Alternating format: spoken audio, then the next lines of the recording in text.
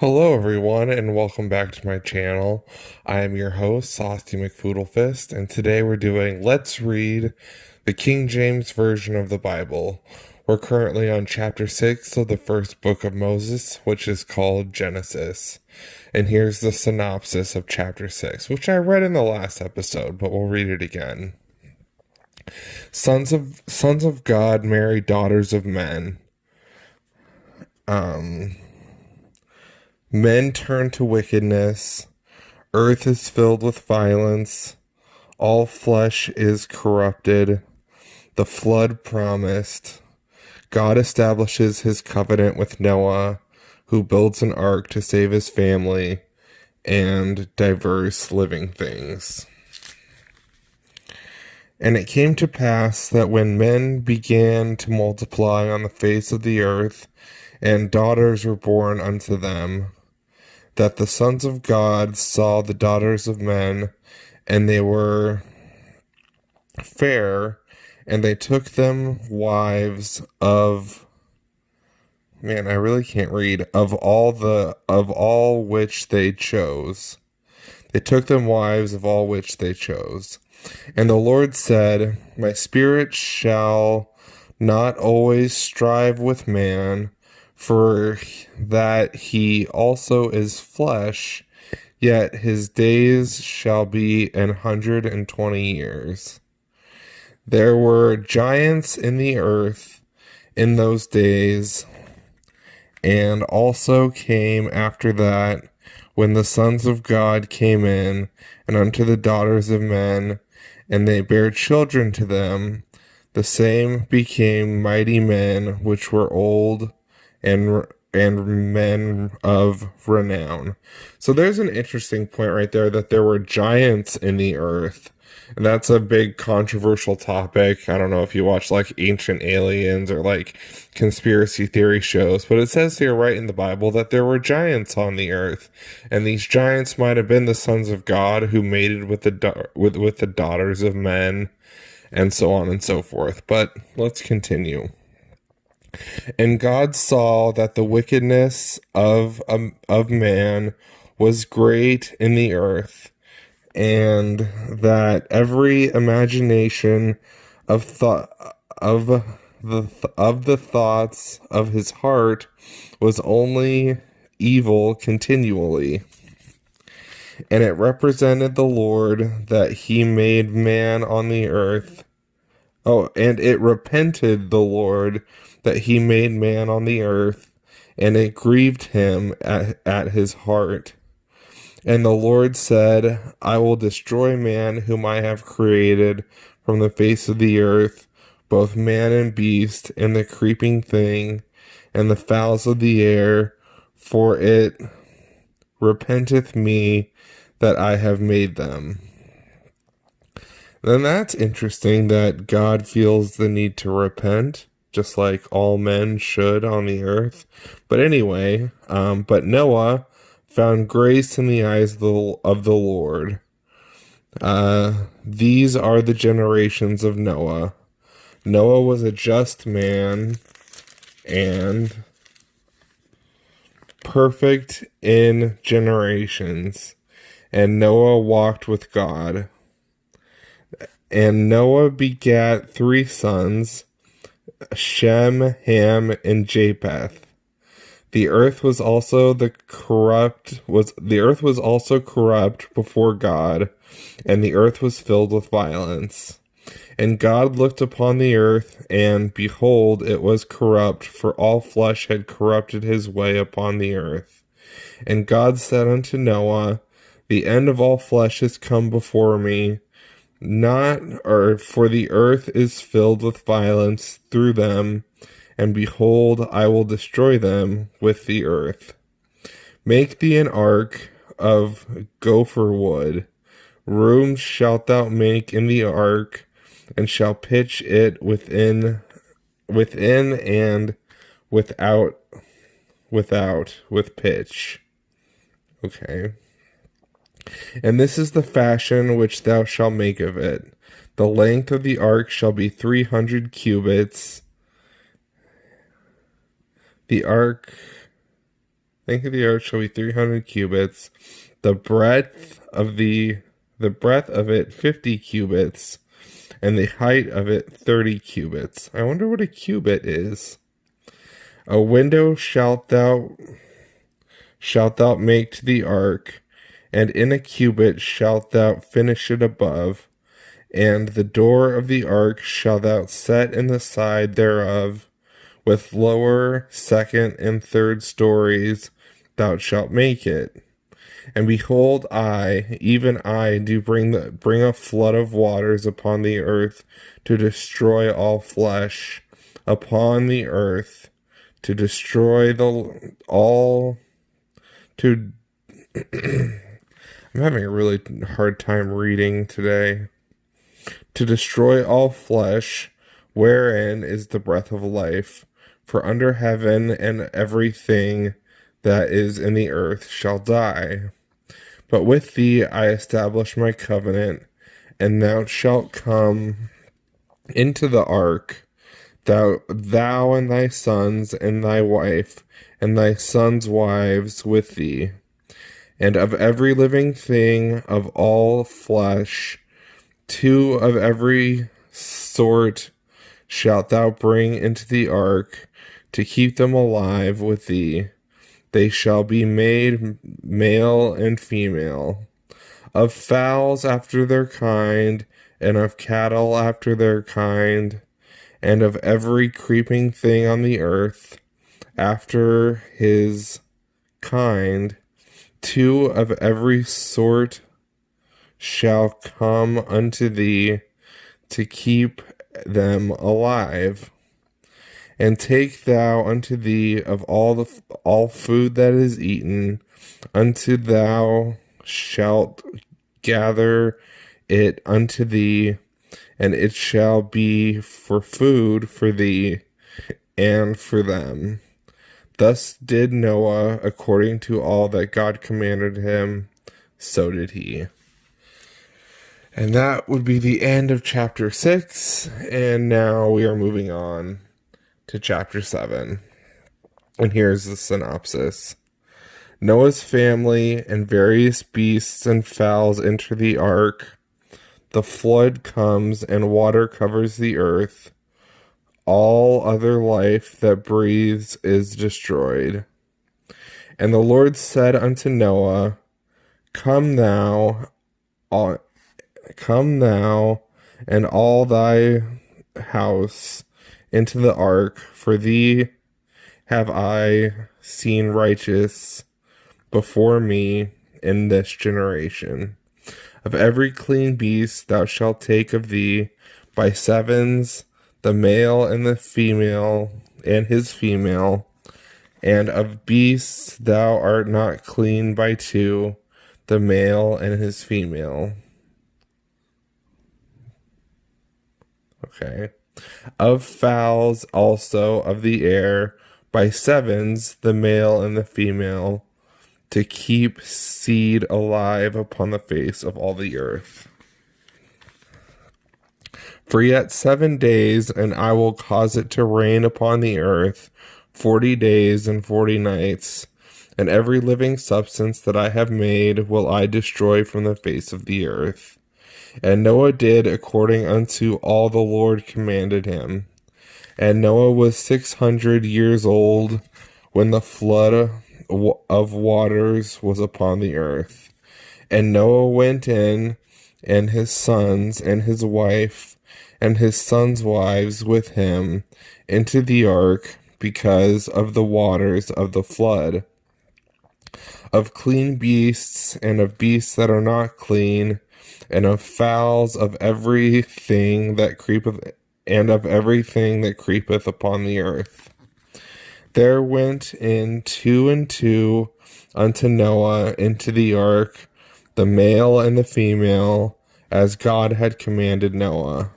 And it came to pass that after 7 days, that the waters of the flood were upon the earth. In the 600th year of Noah's life, in the 2nd month, the 7th day of the month, the same day were all the fountains of the great deep broken up, and all the windows of heaven were opened, and the rain was upon the earth 40 days and 40 nights. In the selfsame day entered Noah, and Shem, and Ham, and Japheth, the sons of Noah, and Noah's wife, and the 3 wives of his sons with them into the ark. They and every beast after his kind, and all the cattle after their kind, and every creeping thing that creepeth upon the earth after his kind, and every fowl after his kind, every bird of every part. And they went in unto Noah into the ark, 2 and 2 of all flesh, wherein is the breath of life. And they that went in male and female of all flesh, as God had commanded him, and the Lord shut him in. And the flood was 40 days upon the earth, and the waters increased and bare up the ark, and was lift upon the earth. And the waters prevailed, and were increased greatly upon the earth, and the ark went up upon the face of the waters. And the waters prevailed exceedingly upon the earth, and all the high hills that were under the whole heaven were covered. 15 cubits upward did the waters prevail, and the mountains were covered. And the flesh died that moved upon the earth, both of fowl and of cattle and of beast, and of every creeping thing that creepeth upon the earth, and every man, and in whose nostrils was the breath of life, of all that was in the dry land died.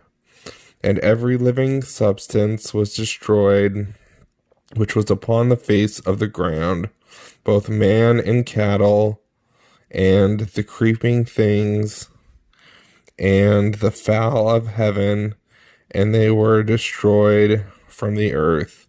And Noah only remained alive, and they that were with him in the ark. And the waters prevailed upon the earth 150 days. Wow. So I didn't know that. It rained for 40 days and 40 nights, but the waters were upon the earth for 150 days. Let's see how long this next chapter is and see if we're going to read it. If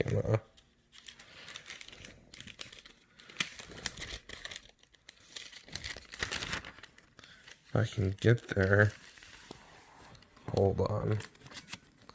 Do do do do do do do do do do do do. Okay, we'll read one more chapter. This is the synopsis. The flood ceases. Noah sends forth a dove, which returns with an olive leaf. He releases all living things from the ark. He offers sacrifices, seed time and harvest, and the seasons assured.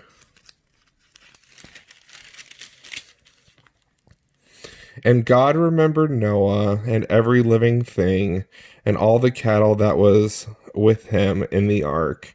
And God made a wind to pass over the earth, and the waters assuaged.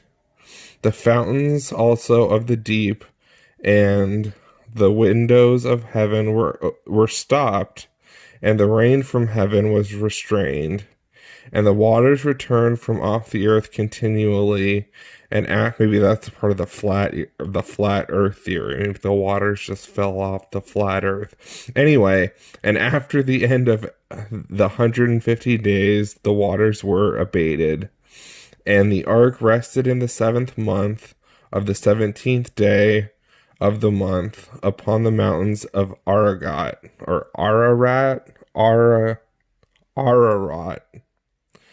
And the waters to cease continually until the 10th month. In the 10th month of the first day of the month were the tops of the mountains seen. And it came to pass at the end of the 40 days that Noah opened the window of the ark which he had made, and he sent forth a raven, which was forth to and fro, until the waters were also dried up from off the earth. And he sent forth a dove from him, to see if the waters were abated from off the face of the ground. But the dove found no rest for the sole of the foot, and she returned unto him into the ark, for the waters were on the face of the whole earth. Then he put forth his hand, and took her, and pulled her into him into the ark. And he stayed yet another 7 days, and again he sent forth the dove out of the ark. And the dove came to him in the evening, and lo, in her mouth was an olive leaf plucked off. So Noah knew that the waters abated from the earth. And he stayed yet another 7 days, and sent forth the dove, which returned not again unto him any more. And it came to pass that in the 601st year, in the first month, the first day of the month, the waters were dried up from off the earth.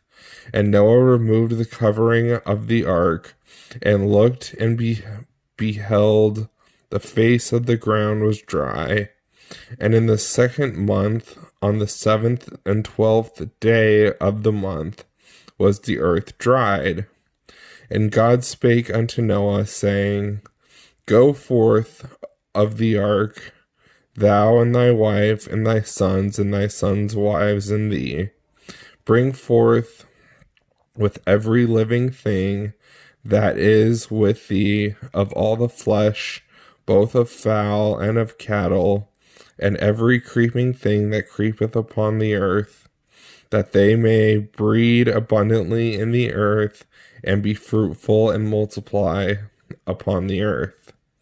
And Noah went forth, and his sons and his wife, and his sons' wives with him, every beast, every creeping thing, and every fowl, and whatsoever creepeth upon the earth, after their kind, went forth out of the ark. And Noah builded an altar unto the Lord, and took of every clean beast, and of every clean fowl, and offered burnt offerings on the altar. And the Lord smelled a sweet savor, and the Lord said in his heart, I will not again curse the ground any more for man's sake, for the imaginations of man's heart is evil from his youth. Neither will I again smite any more everything living, as I have done. While the earth remaineth seed time and harvest, and cold and heat, and the summer and the winter, day and night shall not cease. And that, my friends, is the end of chapter 8. Just a little preview. We'll read the synopsis of chapter 9 for next time, which says, Noah and his sons commanded to multiply and fill the earth. They are given dominion over all forms of life. Death. The death penalty decreed for murder. God shall not again destroy the earth by a flood. Canaan cursed, Shem and Japheth blessed. So it's an interesting, I just want to bring up the giants thing one more time. It's interesting that there were giants upon the earth, and maybe they were having relations, or they knew, aka having sex, with the daughters of men. And then God destroyed the earth with a flood, and then there weren't giants anymore upon the earth. And I guess it's just up to your interpretation of what a giant actually is and what that means. You know, it could be anything. Anyway, thank you all so much for listening. I really appreciate it, and I will see you all in the next one. Goodbye, everyone.